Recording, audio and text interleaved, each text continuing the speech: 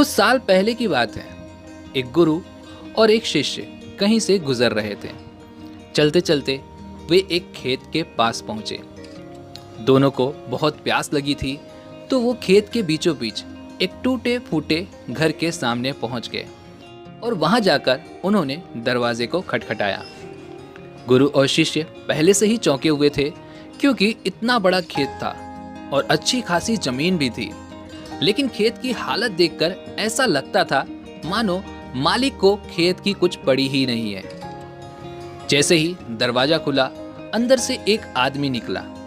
उसके साथ उसकी पत्नी भी थी और 3 बच्चे भी थे।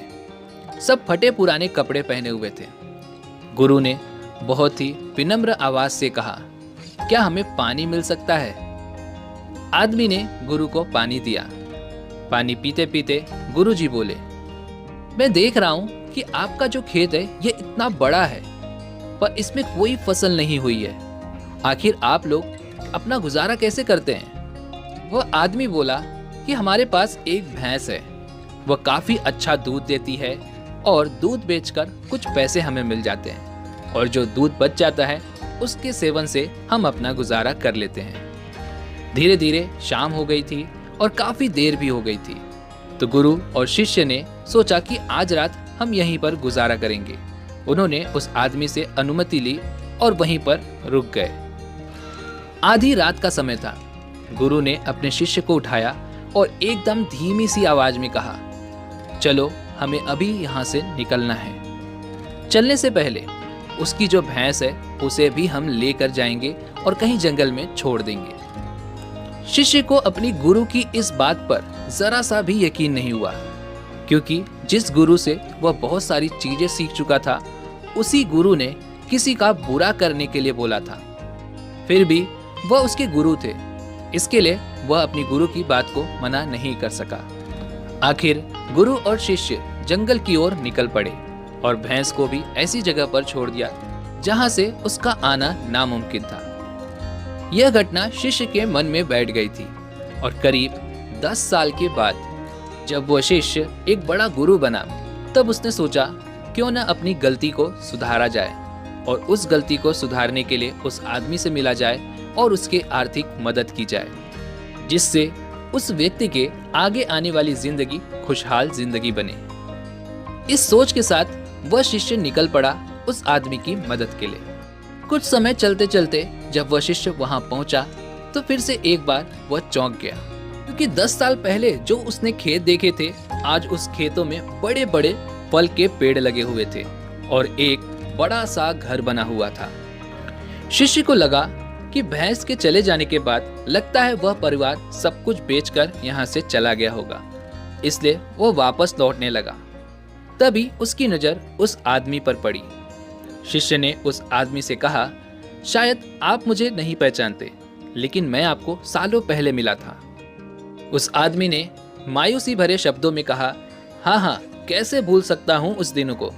आप लोग तो बिना बताए ही चले गए, पर उस दिन न जाने क्या हुआ, जो मेरी भैंस भी कहीं चली गई और आज तक वापस नहीं लौटी। कुछ दिनों तक तो मुझे समझ नहीं आ रहा था कि मुझे क्या करना चाहिए और मैं क्या कर पाऊंगा। जीने के लिए मुझे कुछ न कुछ तो करना ही था, तो लकड़ियां काटकर बेचने का काम शुरू कर दिया और उससे कुछ पैसे इकट्ठा किए। जितना भी मेरे पास पैसे थे, उससे मैंने अपने खेतों में फसल उगाई और आखिर में मुझे अपनी मेहनत का फल मिला। फसल बहुत ही अच्छी निकली। बेचने पर मुझे जो पैसे मिले, उससे मैंने फलों के बगीचे लगवा दिए। यह काम बहुत ही अच्छा चल पड़ा और इस समय आसपास के 1000 गांव में बड़े से बड़ा फल का व्यापारी मैं हूँ। लेकिन अगर वह भैंस नहीं गई होती, तो शायद मैं आज भी वही जीवन जी रहा होता। उसके जाने के बाद मैंने तुरंत नए रास्ते खोजने शुरू कर दिए, जिससे मैं पैसा कमा सकता था और आज मैं एक बहुत बड़ा व्यापारी हूँ। शिष्य के मन में सवाल उठा। उसने उस आदमी से कहा कि यह काम तो आप पहले भी कर सकते थे। आदमी ने कहा, कर सकता था, लेकिन तब मेरी जिंदगी बिना मेहनत किए भी चल रही थी। मुझे तब कभी ऐसा महसूस ही नहीं हुआ कि मेरे अंदर इतना कुछ करने की क्षमता है, और सच कहूँ तो मैंने कभी कोशिश भी नहीं की थी।